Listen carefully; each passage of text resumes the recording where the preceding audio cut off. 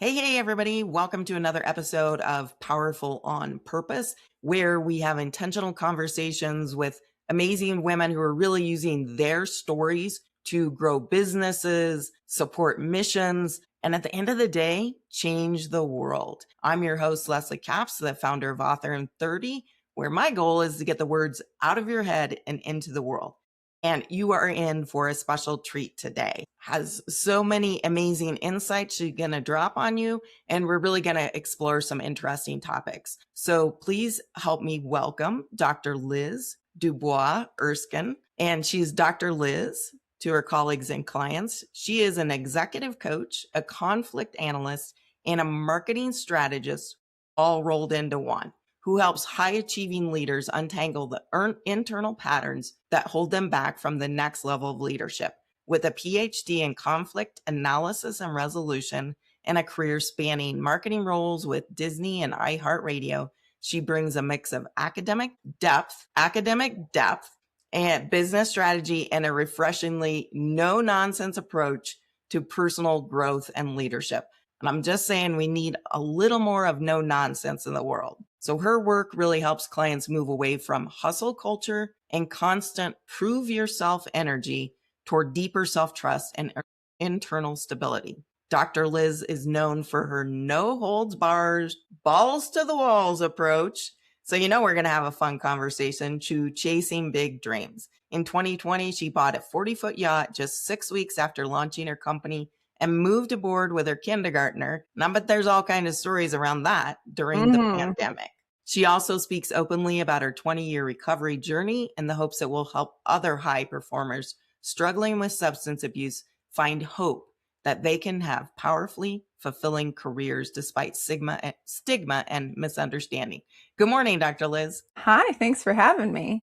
So delighted that you were able to join and so looking forward to this conversation. So I always like to start with, what is that story, our journey to lead you to this point where you're doing what you're doing? Because you're kind of combining some things that maybe we don't think go together. Yeah, absolutely. Right. Because marketing and trauma recovery, you don't think of as like intertwined. And yet you have marketing trauma. Well, right. I'm sure that we can all think of a few commercials that we've come across and been like, oh my God, that was the worst. Right. Although it's so funny, my son, he's 12 now, and he went to his first meeting with clients with me when he was about 10 days old. And so is well versed in the stuff, right? And so one of our favorite things to do, and this is super dorky, but we'll like pull up a YouTube video, like series and mix of like best commercials or whatever. And we'll just sit on the sofa eating popcorn and be like, that was a good commercial. That was terrible. There was no clear through line there. That was a great commercial. They did a great job. Right. And like, I don't know what other people do with their 12-year-olds, but this is something we've done since he was pretty little. He just like really is into analyzing marketing and saying like, does it have the psychological components that are going to compel someone to get invested in what you're doing? So it's very fun. But yeah, most people don't think of marketing and visibility and thinking of themselves as a leader and an expert as something that's rooted in psychology and trauma. But if you run a company and you've ever gone to post something or mail something or hand something to someone at a networking event, you know that there's a real clenching that can happen in your stomach of like, oh my God, who do I think I am that I'm about to say that I can do all these things, right? And that interplay between how I feel about myself and how visible I'm going to let myself become dictate a lot of people's decision makings unconsciously for years and years and years, right? And when we think about more than half of businesses go defunct within the first 5 years, visibility and ease of speaking about what you do play a huge role in that. Because if you can't figure out who you are and what you're doing and who you're helping, and you can't articulate that very well, other people can't come in and be invested in your work.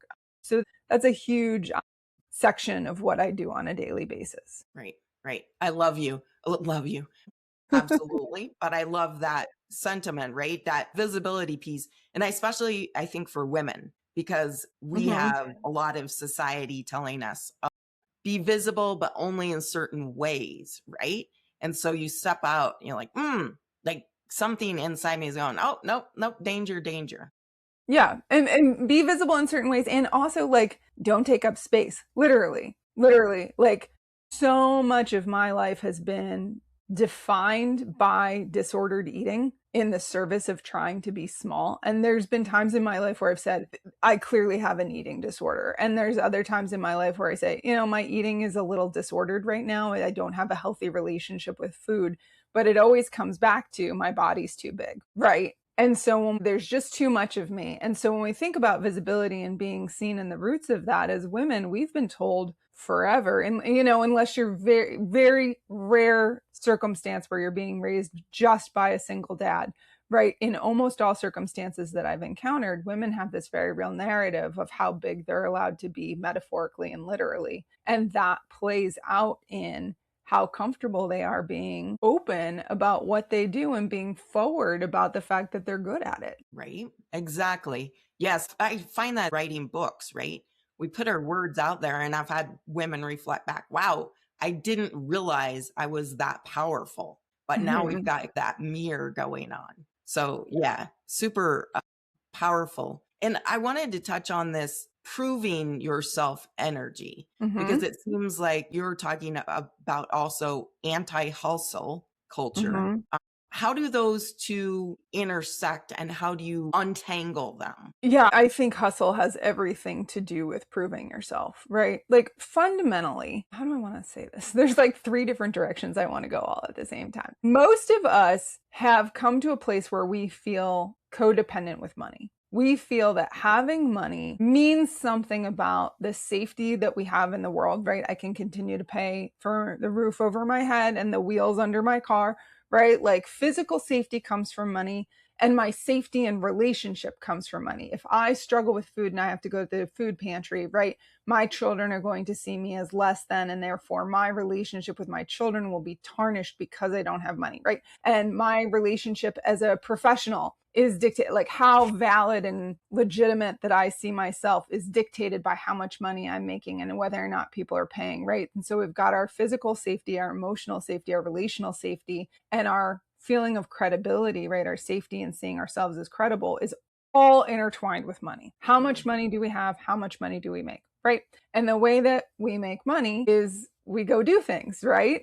And in our society, right? I can't speak to many other countries, right? But in American society, right, we really value the pull yourself up by your bootstraps, hustle, go get it done, right? When we think about kind of the heroes of American industry, they're people that were self-made, that went out and made it happen. My goodness. And that narrative gets interwoven with our sense of self, right? And with our self-worth and our beliefs about what we're allowed to have and who we're allowed to be. And so the more the schema that we adopt unconsciously is the more that I hustle, the more that I'll have financially. And the more that I have financially, the safer I am, right? And so our safety gets intertwined with how much am I hustling right now?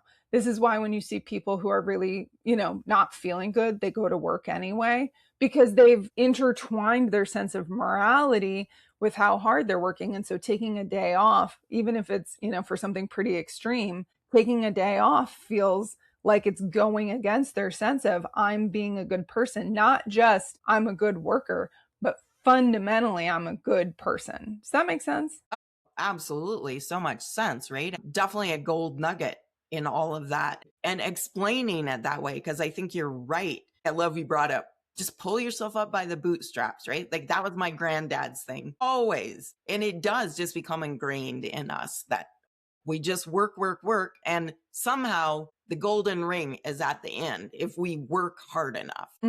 Yeah, and when we think about this in the context of the American story, right? This is not something that came out of nowhere. When we think about what security looks like and what careers look like, we think about the American Midwest, right? And the car industry and other industrial factories, which I grew up in an area that had been industrial and was kind of transitioning into an area of now it's become a tech corridor. Very interestingly, it's kind of had this interesting evolution. But when we think about the roots of what our American society looks like today, right? Post World War II, economics drove a lot of what we still have today, including our ethos towards work, right? And so you go to work, You make a stable wage, you make it forever, you get a gold watch after 25 years when you retire, right? And off you go. And that's your whole definition of self. You go to the VFW on Friday nights for hot dogs and bingo, and this is what it looks like. And that's been the narrative of hard work in American culture for a very, very long time. The house I'm sitting in right now, was built in 1946. All of the houses on my street look exactly the same. Cute little 3-bedroom bungalows, right? Were built for all the baby boomers that were being born right after the war. The whole culture of my town is dictated by the roots of agricultural and industrial revolutions that happened in this country. And the work ethos that lives within our heads and in our hearts is dictated by those economic forces, right? And so now that we don't live in a society where you go get a job and you're there for 25 years and you get a gold watch, although I still go to the VFW on Friday nights. Thank you very much. The hot dogs are delicious, right? That lives within us. And so as we're struggling to find jobs, or we're in the gig economy, or you're owning a business like myself and many of the people listening to this podcast, there's part of you that goes, I'm not doing it enough because it's not stable the way that it used to be. It's not consistently the same thing. It looks different, right? Maybe I'm a little disorganized, maybe I'm scattered because I'm not doing the same thing every day. And it doesn't have that level of safety, right? Even though that safety has always been an illusion. That factory can close, right? That product can go out of vogue and shut, right? Whatever. Safety's always been an illusion, but now we carry it with this interesting relationship to, we don't have a society that makes money the same way that it used to. And we haven't fully reconciled what that means in terms of how we see ourselves as workers. Yeah, so deep. Like we could go 14 different directions just on that thread itself. But the question it brought up for me specifically was women, because right, we worked at home, right, raised kids, whatever, and then all of a sudden we're in the workforce still carrying along that not only do I have to do all these things, now I have to go out and be a worker too. And how does that factor in really to the idea of women's place in the world, as well as maybe mental health? Yeah. Well, I think those are really interesting questions. I think it's also really important that we like asterisk and highlight it by saying that was white middle class women's experiences. Right. Absolutely true. And Right. so that was the experience of a narrow subset of American women. But because visibility, right, marketing, the who a woman was, the standard that was being put forward in advertising and pop culture, all of these different things, and that has always been venerated because of how we think about wealth and status, whose stories get lifted up.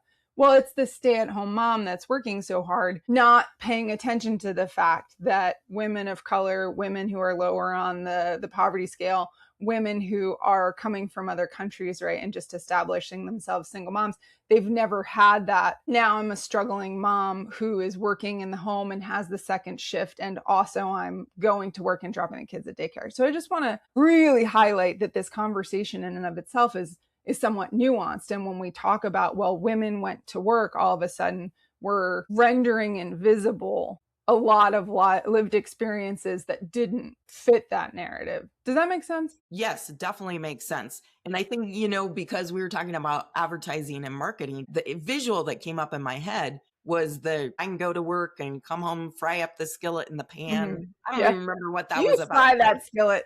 But that was so iconic.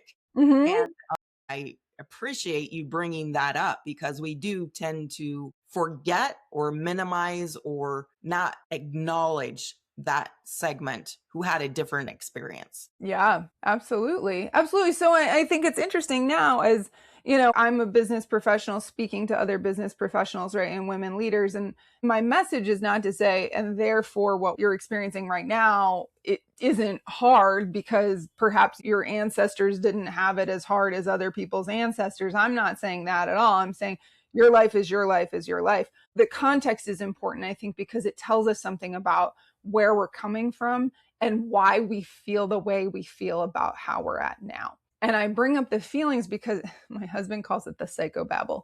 The psychobabble side of the business development and leadership and personal growth and personal development, the psychological side of that, the psychobabble side of how you feel about yourself determines how far you're willing to let yourself go in your own career, right? And that is not limited by race or gender or class or religion. It's who are you and how do you feel about yourself? Those are questions that someone can reconfigure on their own, right? I'm not saying there's not different context that makes it difficult, right? If you're in a very fundamentalist religious order, you're going to obviously have different dictates put upon you growing up than someone in a more, open-minded kind of household. Everybody's got their own thing that they're going to have to overcome. But the hope that I extend to people is how you feel about yourself can change no matter your circumstance. And if you can change how you feel about yourself, how worthy, capable, confident, trusting of yourself you are, if you can change those things, you can do anything in your life differently that you want. Right. Yeah, the door opens up when we have that possibility. And I think it also closes, right? When we don't see the possibilities of how we could change. This is why you see patterns of generational trauma. People feel like this is the way that it is, and things just become a black box, right? This is what I see. This is what I'm experiencing. This is what I'm coming to learn through all the conditions and patterns and modelings that I'm experiencing. And therefore I go and I do the same thing. And that's not a failure morally on anyone's part, but that's how it works, right? It gets replicated and passed down, a set of attitudes, beliefs, and behaviors about who you are and what you're allowed to have, right? If you wake up every morning and you say, I'm the creator of my own destiny, and I'm going to work with my higher power and do the things that I feel called to do on my heart, I can create anything. Let's, freaking go. That person's going to have a very different day than someone who says, oh my God, my alarm clock went off and my kid was throwing up last night. And, catching yourself talking about your life in ways where you feel quite disempowered, right? You're the victim of what's going on versus you're the author of what's going on. Those people have two different experiences, right? And when we look at people who are very successful in business, very successful creating their own careers, maybe they're not in business, they work for themselves, right? Or maybe they are writing books, whatever. The people who understand that they are the agents of their own life versus the people who feel victim to their circumstance, those people with agency get to do whatever the fuck they want, no matter what's going on in their life, because they continually choose to do something versus stay in a place of whiny little, am I allowed to curse? I already cursed once, right? Like, whiny little bitches, like whiny little bitch energy will keep you stuck. Empowered authorship energy will move you forward. And when people say, I can't because, I'm like, that's a story you're telling yourself. How do we rework the story so that it becomes, I'm choosing to because, right? Because that element of self-responsibility is the uncomfortable first step to getting to do something different. Right. And what I hear in that is you're really helping people see those patterns, interrupt those patterns, and say, okay, choose your pattern. Yeah, choose who you're being right now, right? There's that great quote, and I don't remember the author's name, but she said, how we spend our days is, of course, how we spend our lives. And so if you spend your day complaining about what's going on in your life, being irritated at the people that you care about, doing something for money that you don't enjoy doing, feeling bad because you're putting crappy food in your body and now you feel like crap, right? Like all of these different mundane decisions are how we make up our life, right? And so if you're sitting in a place of, I want things to work differently in my business, I want things to work differently in my life, what do your daily habits look like? How do you start your day? Are you showering every day? Are you taking a walk in the morning to get your blood flowing? Are you drinking enough water? Right? And these aren't things that I do perfectly, but they're things that I do intentionally most of the time, right?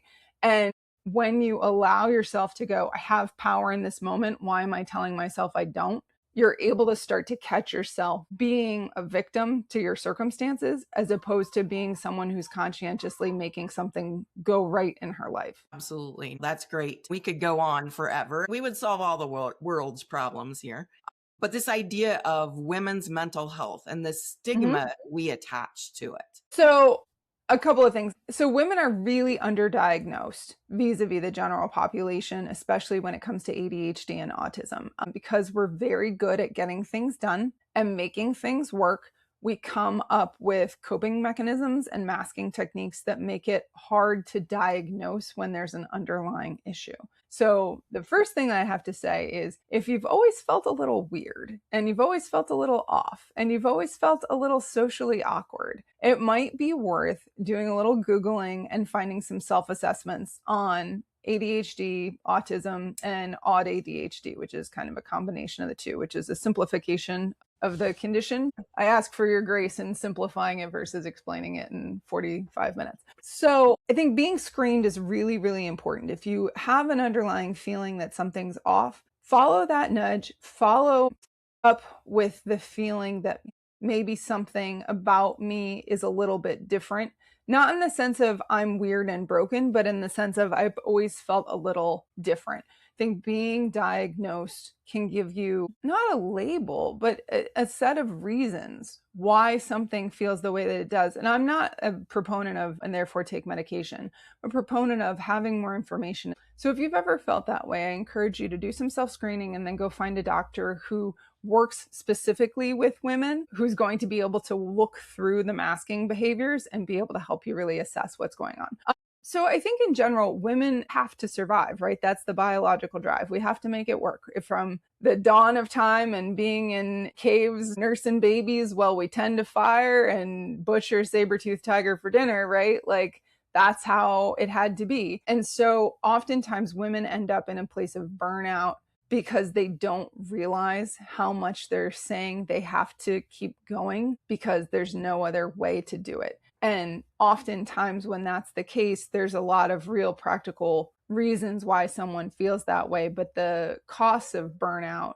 ending up in a mental hospital, of having to take time out of your business or out of your family life, both, because you've burned out so strong and you have to reboot, is far higher than figuring out some different tools and supports. And so if you are someone that's really in a place of, I've just got too much on my plate and there's absolutely no way to figure out how to get it off my plate, that's the time to find a professional, find a therapist, find a coach, find someone who can be a thought partner to you, who's going to be able to help you look at what's going on and assess what are the different types of support that you can get in place. And if you're listening to this, you don't have any money for that, there are people out there who provide free resources. So I really encourage you to go find some external support, to be a thought partner, and from there make a real plan of how you're going to have a more sustainable relationship with all the obligations you have. Right. Because that ultimately affects all the other things we're talking about, right? Self-worth. The underpinning. Yeah. Right. Exactly. If you're not doing well mentally, you don't have a stable foundation to stand on, right? You might as well go try to stand, in one place at a trampoline park while getting bounced around. Like, you have to have enough of a solid relationship with your mental health that you can function, or else you have nothing. Right. And I love that trampoline analogy. So if anybody's listening and you feel like you're on that trampoline, because who of us hasn't at some point? Mm-hmm. Even if you have good mental health, there are days you feel like you're on the trampoline. 100%. 100%. Yeah, absolutely. This is an amazing conversation. I know people will want to connect with you. Where can they find you online? CoachDrLiz.com. So just Coach Dr. Dr. Liz.com is the easiest place, and you'll get directed towards one of two pages: one, my executive coaching page, or two, my keynote speaking page. And from there, we can connect and talk about where you're at, what your goals are, what you're trying to create and struggling to create. You can also find me on Facebook, which is just under my full name, which is Elizabeth Dubois Erskine. Perfect. That's awesome. You dropped so many gold nuggets, but is there one thing that you didn't get out that you want to share? I think I just want to highlight and underscore and circle finding a way to get in touch with how you feel about money for real is one of the most important things that you can do as a business owner. Because if you do not have a clear understanding of how you feel about money and what stories are driving how you're behaving with your money, especially with how you're earning money, if you are struggling to hit a certain threshold in your income, I promise you, and you're capped and you're like, what is going on? This is constantly the same thing. Promise you, what's going on is something with your relationship with money. And so when you identify those core underlying stories, I had two big ones. One was my safety in relationships is dependent on money, right? I have to have enough money in order to pay to do things with my child and feed the child and have a house and all of these different things. So my husband will be mad, my child will estrange from me if I don't have enough money, right? So my safety in relationships is determined by how much money I have.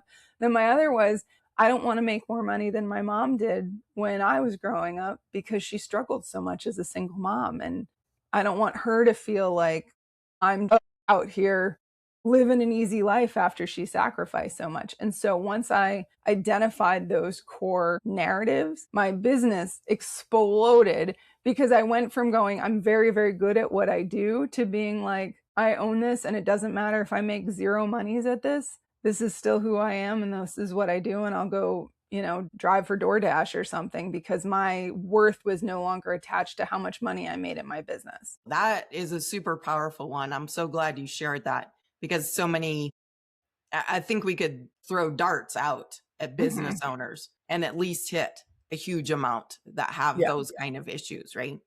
100%. We all have money drama, all of us.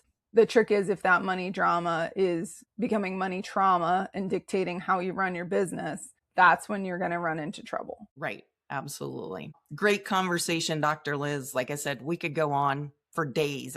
Thank you for having me. I so appreciate you being here. And everybody else, be sure and subscribe because you do not want to miss powerful conversations like we just had with Dr. Liz. So we'll catch you on the other side. Bye.